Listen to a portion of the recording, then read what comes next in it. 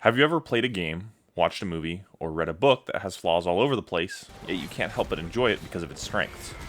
I have too, and the most recent video game I've felt this with is Alan Wake. Originally released in 2010 by Remedy and published by Microsoft, Alan Wake is a much-loved game that deserves to be recognized for a few of the things that it does right. In fact, I would go as far as to say that it has a unique strength that isn't present in most video games. I would even go further and say that while this game is over 13 years old, these strengths are some of the best in the industry, and future games should look to Alan Wake as an example of cohesive creativity. In order to talk about and dive deep into these concepts, I need to first spoil a little bit of the game. If you haven't played Alan Wake, I highly encourage you to do so, although it's not required to finish this video. I will summarize the first half of the game, but I'll leave out the ending so those that haven't played it don't have to be completely spoiled. I'll also give a detailed overview of the gameplay and mechanics, and while I'll do my best to catch everyone up to speed, I highly recommend you play this game. It's in the $15 to $30 price range and was recently a Game of the Month on PlayStation Plus, so odds are you might already have it in your library. It's a good game, and along with every other horror mystery game, it's best experienced completely blind. If you don't care about minor plot points or have already played it, let's explore the subtle strength of Alan Wake. To me. I love you. Tell me a story, writer.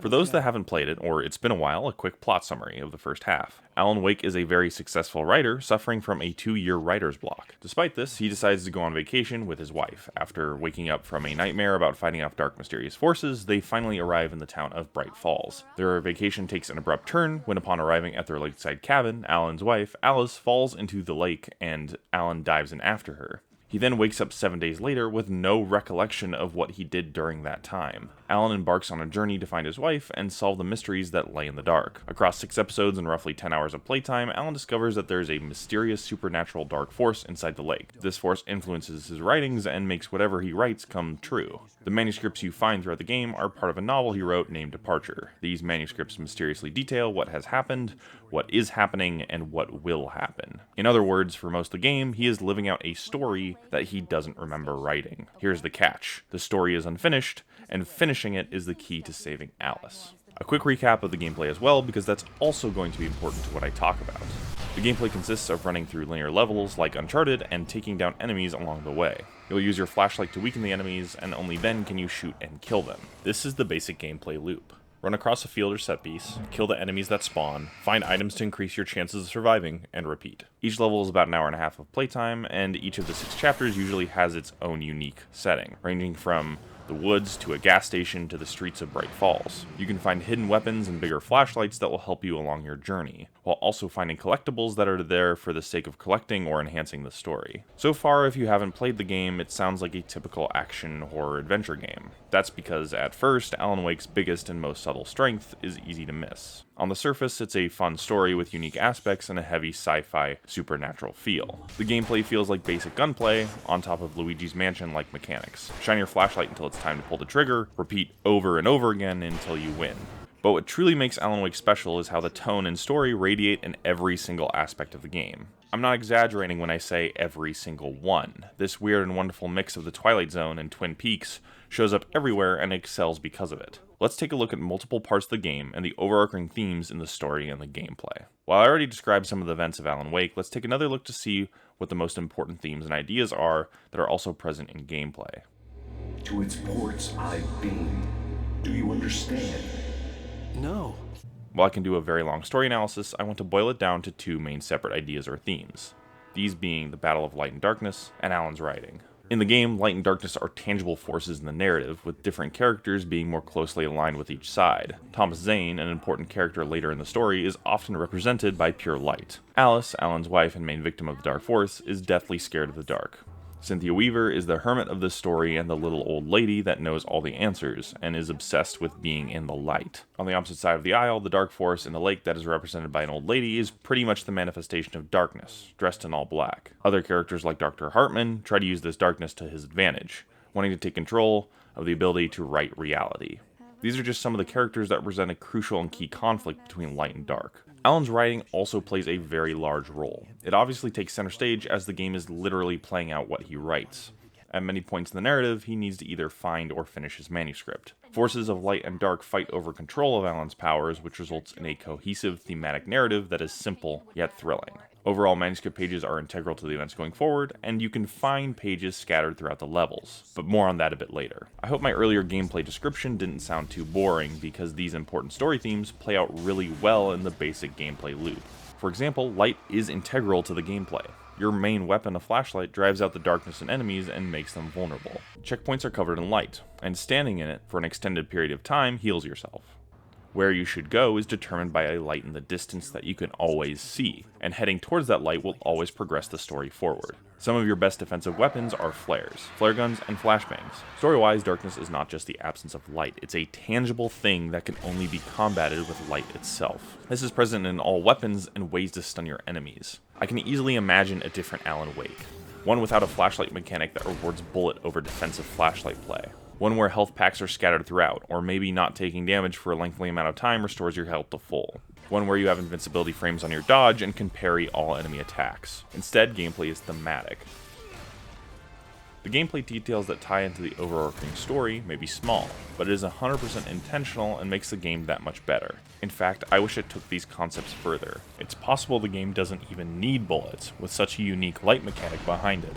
There is still a little bit of health regeneration, but it would have been really cool if you removed that entirely and flares healed you while you were holding them, maybe adding a portable lamp or something as a mobile health station. Nevertheless, it is still impressive that they managed to make something this unique. But above all else, a specific collectible is what really ties together story and gameplay. That sounds a little crazy, but just hear me out. And no, it's not the hunt for the coffee thermoses, which, if you're familiar with the game, is your typical boring collectible. There are tons of stupid little canisters to find. In fact, there are too many of these. There's 100 of them, and they are almost all awfully placed. They are either out in the open or off the beaten path so far that you get bored of walking to it. The more interesting collectible, and what I wanted to talk about in detail, are the manuscript pages that you find scattered throughout the game. These aren't just historical documents that give background to the world. So many games feel the need to exposition dump in these documents, but Alan Wake has a little more restraint than your typical action game. Alan Wake instead subtly and interestingly adds to its own world. Since Alan wrote the story of the game in the actual game, these pages tell the literal story of the game as well.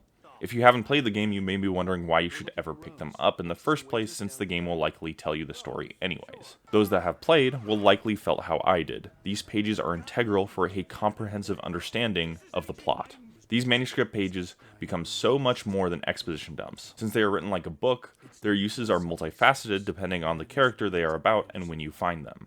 Some are hints at the overarching story. The game liked to put manuscripts that would hint at something bad happening in the near future. He had only paused to text Al a message, told him to hurry up. Suddenly, Barry froze in mid-dial. A window broke somewhere in the building, and then the lights went out. The message was from Barry. He was getting worried at the station. He wanted us to hurry. Some are fun looks at characters that aren't in the story much. Others are written perspective of characters that add much more to the story than I thought was possible. For example, a character like Agent Nightingale with 10 minutes of screen time max will get a few documents describing their motivations and feelings, which is a unique contribution to both the world and the characters. Wait a minute. What's funny is that this game reminds me of one of my favorite games of all time, and that game is The Last of Us. Not just because the gameplay is close in identity, but the way that The Last of Us builds its world is eerily similar to Alan Wake. Both of them offer glimpses into the characters and the world around them through the use of handwritten or typed notes and audio logs. These games seemingly did the impossible. They actually made me want to press the pickup button. It was the only time pressing triangle or circle felt rewarded, since in both games you have very little decision making in what you pick up. You'll usually just want to pick up everything in sight, which leads to mashing triangle or circle near anything that glows or sparkles. Nakey Jakey has a great video on The Last of Us Part 2 in which he partially discusses how boring it is to actually press triangle to pick up objects, and I wholeheartedly agree. So many games suffer from this problem, and Alan Wake is partially no exception. But in both games I felt a rush of joy and anticipation, specifically picking up documents because of what they offered. Screw any and all other gameplay, I was hunting for these manuscripts. But how Alan Wake handles its documents ties directly to the main plot point, and it's even more genius than The Last of Us. With The Last of Us, you're usually getting letters that allude to events that happened prior to you being there. You're unraveling a story that already happened, like when you follow the story of Ish. As amazing as it is, there's a slight disconnect since everything has already happened in these notes. This isn't a fault of The Last of Us because almost every game with written collectibles are about things that have already happened. That's just how time works in most games and honestly, in reality. But but Alan Wake's science fiction plot points and themes allow for written collectibles that expand upon the game in new ways. I'm not saying that every game needs to feature a mechanic that allows you to tell the future from its collectibles and make them more interesting. What I am saying is that Alan Wake is so special because of how it creatively incorporated its plot into its collectibles. It's what makes the game memorable, and more horror games should follow suit. As much as I love Resident Evil 4,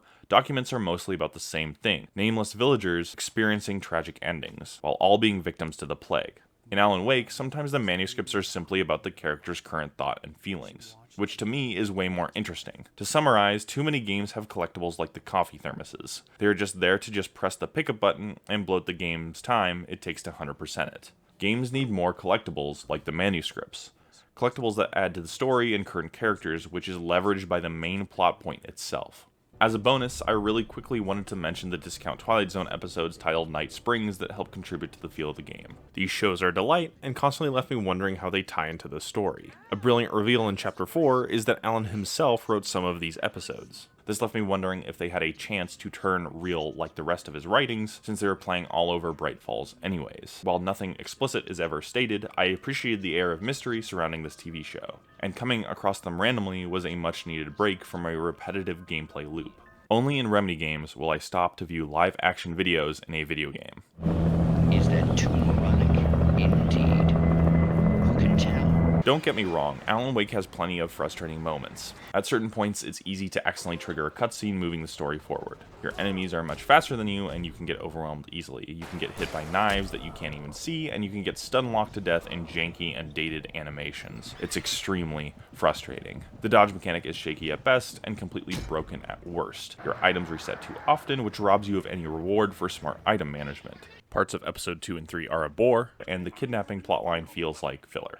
Pacing of the story can be pretty bad, along with long combat sections where nothing happens. Essentially, every weakness that Alan Wake has can be traced back to either dated gameplay or poor pacing. These are valid concerns and critiques, and if I wanted to, I can spend an hour and a half tearing the game apart on these two things alone. But at the end of the day, none of these complaints will stand the test of time. What will remain in my mind is the ways Alan Wake incorporates and ties together pretty much everything. Story, gameplay, core fundamental mechanics, and features of action games are all blended to create an atmospheric treat that was honestly ahead of its time. In short, creative storytelling in video games is extremely underrated. Only in video games can you find documents that your character doesn't remember writing, and have these documents expand the world around you in the past, present, and future. Alan Wake may have plenty of other faults, but I think it's time other games looked to Alan Wake and started getting creative with how their main plots and themes present themselves in all aspects, especially the mundane, because you never know what you may find in the mundane.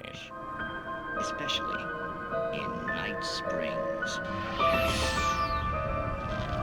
Tonight's episode